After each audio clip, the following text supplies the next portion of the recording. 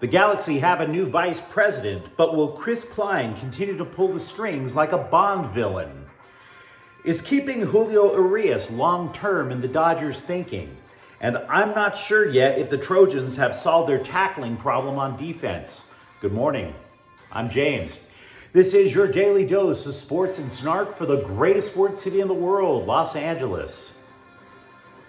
This is the faithful Angelenos morning report.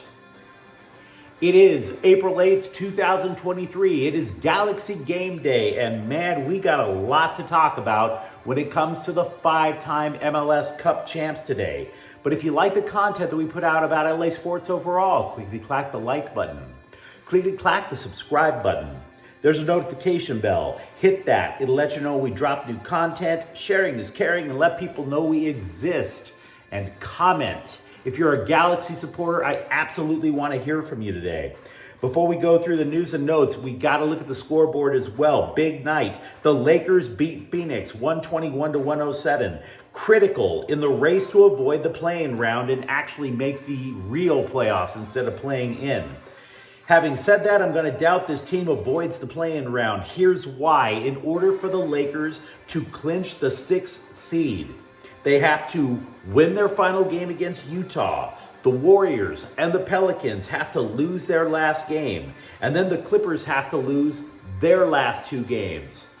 5 things have to happen in order for the Lakers to get the 6th seed. Now, as for the game itself, keep in mind the Suns did not play 4 regulars. D'Angelo Russell scored 24 points to lead the Lakers, who are guaranteed to finish the regular season over 500. Arizona defeated the Dodgers last night 6-3. Chris Taylor and James Outman both homered for LA, who are still in first place. Meanwhile today, Dodgers at Arizona at 5 o'clock. Noah Syndergaard versus Zach Davies. Portland plays the Clippers at 1. If the playoffs started today, the Clippers would have the number 6 spot in the playoffs. But they still have not clinched a spot above the play-in tournament yet. Colorado is at the Kings at 7:30. The Galaxy are in Houston today at 5:30. The Galaxy are winless in 5 matches, but Chicharito is scheduled to play. And finally, Austin is at LAFC at 4:30. You're going to hear a little bit of talk about this being a revenge game for Austin. LAFC had knocked him out of the playoffs last year. I would buy into that a little more if Austin FC did not already have 2 losses. But we absolutely have to talk a ton about the Galaxy because they have been making moves, and they've had to make moves because their season has been nothing short of a dumpster fire since jump. Over the last 48 hours, the Galaxy made a major move in their front office and simultaneously reached out to supporters groups to try to begin the process of mending fences. They hired a former LAFC executive, Will Kuntz, as senior vice president in charge of player personnel. That move was announced to the press on Friday. The night before, Galaxy officials, including team manager Greg Vanney and embattled team president Chris Klein, was part of a contingent that spoke to supporters groups who have boycotted matches all year and have specifically demanded Chris Klein lose his job. Now, I reached out to a leader of a major Galaxy supporter group last night. He goes by Samoa Bob on Twitter. He's one of the leaders of the LA Riot Squad. I asked if the boycott remains in effect, to which he replied, quote, "Correct. The boycott is remaining firm with all supporters groups as of right now. It's a step in the right direction, but we need to see change before we come back," unquote. Now, you might have noticed the phrase "as of right now." We're going to get to that and the rest of his quote in just a moment. To say things have become needlessly messy, needlessly complex, is an understatement, and I do not know if Kuntz, who helped build LAFC into an MLS power, is the remedy, because the problem is still Chris Klein. No matter who is in charge of player personnel, Chris Klein is still calling the shots. How do we know this? Because he's the guy who controls the purse strings. He's the guy with the pin to the ATM card. It doesn't matter who Kuntz wants. It doesn't matter who Greg Vanny wants if Chris Klein, by virtue of controlling the money, has the final say. Does that make sense? So let's break down for a moment how we got into this septic tank. It is true that the NFL is on way higher level than MLS will ever be. Okay? But the way I like to think of the Galaxy is the Galaxy are to Major League Soccer what the Dallas Cowboys are to the NFL. The Galaxy are the only team to win MLS Cup 5 times. They are one of the few MLS teams that are recognized internationally. They have an international brand. You consider the signings of David Beckham. You consider the signing of Zlatan Ibrahimovic and others from other countries. Dignity Health Sports Park. It's one of the first soccer-specific stadiums in the United States. And that's a necessity now. You have to have a soccer-specific stadium to be considered a favorite to land an MLS franchise. AEG, the Galaxy owners, once owned half of MLS to keep the league solvent when MLS was in danger of going to be defunct. There would not be world-class soccer in the United States if it were not for the LA Galaxy. That is how important this franchise is to the world's game in the United States.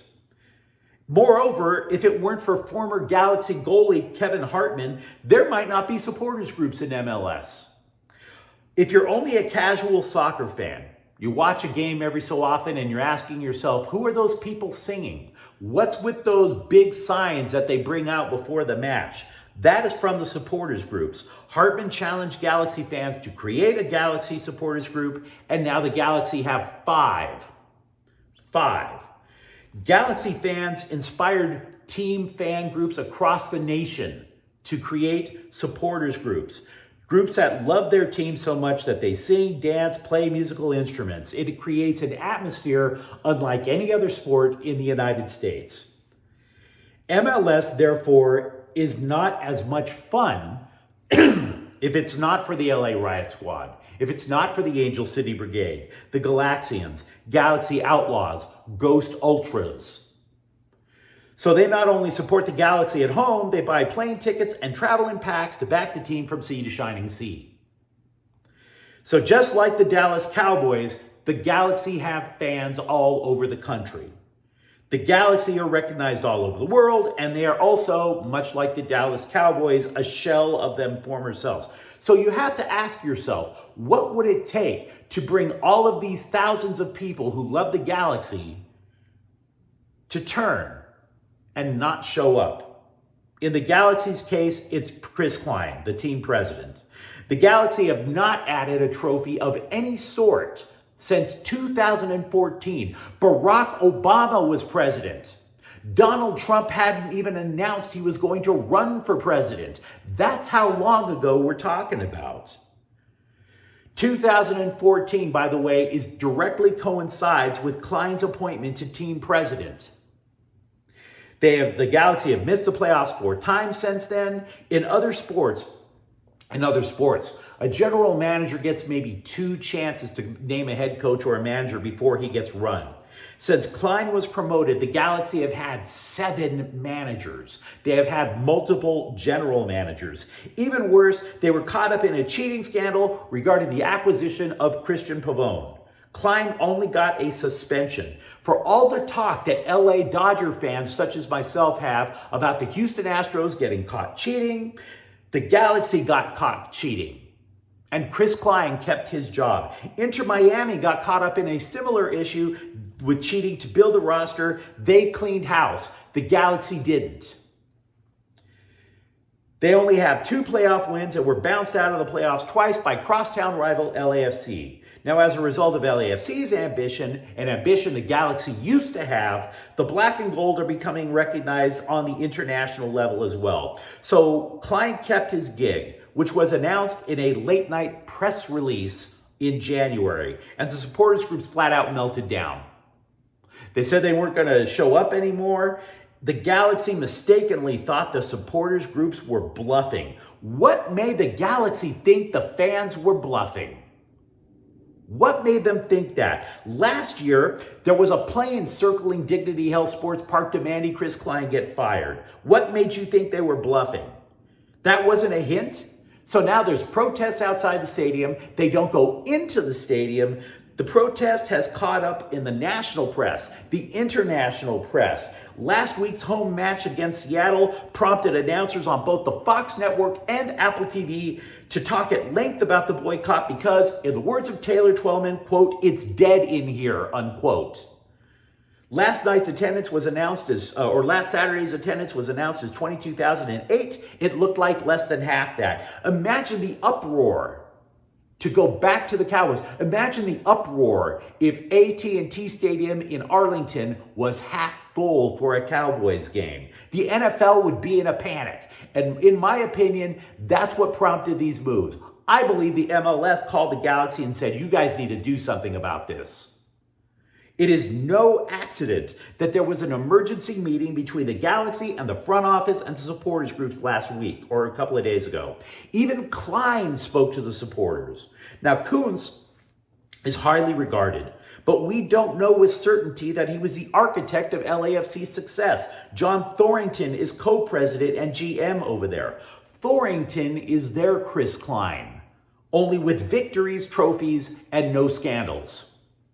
Kuntz is going to oversee the salary cap and developing the club, allegedly. And I say allegedly because when the Galaxy hired Greg Vanney as manager, he came in with the promise that the franchise would hire scouts and create an analytics department. We were led to believe that Vanney would be a one-man solution to all the problems. This is his third year. The Galaxy are winless in 5 matches, and Vanney is quoted as telling The Athletic, quote, "There should always be a scouting department. There should always be an analytics and sports science department," unquote. This implies that they still don't have those. 3 years later, or at least if they have it, it's understaffed. And why would that be the case? It would be the case because of Chris Klein. Vanney also said, quote, "This is the start of a new process," unquote. New process? You're in your 3rd year. Now, Klein was quoted as telling supporters groups that he realizes hiring Kuntz alone is not going to bring them back. And that might be the most transparent thing he said in his entire tenure. Because to return to my conversation with Samoa Bob, quote, "They know it's not enough. And they've had empty promises in the past," unquote. And by the way, Samoa Bob is absolutely right. The Galaxy have hired GMs before. When Samoa Bob says that the boycott remains in effect, quote, "as of right now," unquote, it makes sense if you're saying he might be thinking, maybe the new guy pulls a rabbit out of the hat. Maybe Klein is only going to do things like secure sponsorships. Maybe. But he is skeptical, and so am I. This is my gut feeling. Before we move on, LA Galaxy are likely to stink for the rest of the year because thanks to Chris Klein, they cannot bring in talent from outside of North America after the end of April. This is a part of the cheating sanctions. They have no designated player spots open. The team on offense is far too reliant on cross passes. So because this team is going to continue to lose, the supporters groups are going to forget who's this new hire in the front office. They're still not going to return. Casual fans will show up in fewer numbers. Now, to Kuntz's credit, he told The Athletic that sports fans are about show me, don't tell me. The Galaxy, for the duration of Klein's tenure, were a lot about talk. The Galaxy have to hope Kuntz can rebuild this team for next season. Maybe that, plus a sharp decline in attendance, will mean the supporter groups get 2 wins. 1, a better team, and 2, Klein out. Fan-sided blog Dodgers Way, terrible title for a blog, I might add, is begging the Dodgers to keep Julio Urias. Prioritize it. More and more every day. It's a priority. Here's a question for you. Do they keep him? Because it seems obvious they want Shohei Ohtani. I want you to keep in mind over the course of the year what the Dodgers' methods tend to be. Andrew Friedman does not go overboard for Scott Boras' clients. The agent is considered by Forbes to be the most powerful man in sports because of his ruthlessness. When I covered minor league baseball as a scribe, I knew many scouts who flat out hated that dude's guts. With the exception of DH JD Martinez, the Dodgers have not signed a Boras client in free agency since 2012. That general manager was Ned Colletti, not Andrew Friedman. The list of Boras clients the Dodgers signed before Friedman came on was J.D. Drew, Darren Dreifert, Andrew Jones, Kevin Brown. They all did not live up to the expectations, and they were extremely overpaid. So I understand the Dodgers certainly want to keep Julio Urias, but how much do you think Boras would want if Shohei Ohtani gets $600 million? Would he demand $500 for Julio? Or would the Dodgers say, we have potential aces in the minors, so to hell with it? See ya. Just asking. Just asking. Last night, wifey and I got some fresh air. We caught a minor league ball game for the first time in years. And I bring it up because it was the Oklahoma City Dodgers. And Michael Busch, a mega prospect, had a rough game. He went 1 for 4 with a bloop single. But Steven Dugar drove in 5 with 2 home runs. If that name rings a faint bell, he did reach the major leagues with the Giants. LA signed him to a minor league contract. Now, Oklahoma City won, but to be frank, I wasn't that impressed. If you were like me on New Year's Day, you had a hangover that you made even worse by pulling out clumps of your hair over USC's defense because they couldn't tackle a damn thing. Here's something to illustrate the point. There were 13 Trojans who played more than 350 defensive snaps last year and finished with a tackling grade of below 60%, according to Pro Football Focus. In other words, they failed. It's a failing grade. Now, 2 returning defensive backs, Sierra Wright and Jalen Smith, did get good grades. They said they liked what they've seen so far in spring practice in terms of improved tackling. However, incoming transfer Anthony Lucas, a defensive lineman who came from defensive A&M, pulled no punches. Quote, I really looked at how the run game was doing because it looked like there were a lot of big plays that could have been avoided in some situations. That's why I'm here, coming in to fix these things, unquote. So as for the grade, he gives the USC Trojans a C, maybe a C plus. Quote, we ain't been tackling how we're supposed to, unquote. The LA Times caught up with Domani Jackson, once a top recruit in the state, who needed 2 full years to fully feel like himself after jacking up his knee as a senior in high school. Jackson played only 45 snaps as a freshman, but if he can claim a spot in the rotation, well, he could make an impact. He tied for the state record in the 100-meter dash. He may not have the nuances of college football down, but you could easily envision him matching up with an opponent's fastest wideout. But you let me know what you think in the comments thread. Let me know what you think about the state of the LA Galaxy. Let me know if you think the Dodgers are actually interested in keeping Julio Urias, depending on the price. How much would you pay for him? And if you enjoyed this content, don't forget to subscribe to Faithful Angelenos. We're talking LA sports every single day here. Thank you for watching. I'm James. We'll be back later today with a rapid recap of Galaxy soccer. Faithful Angelenos is a Kian Corte El Queso production. Take care.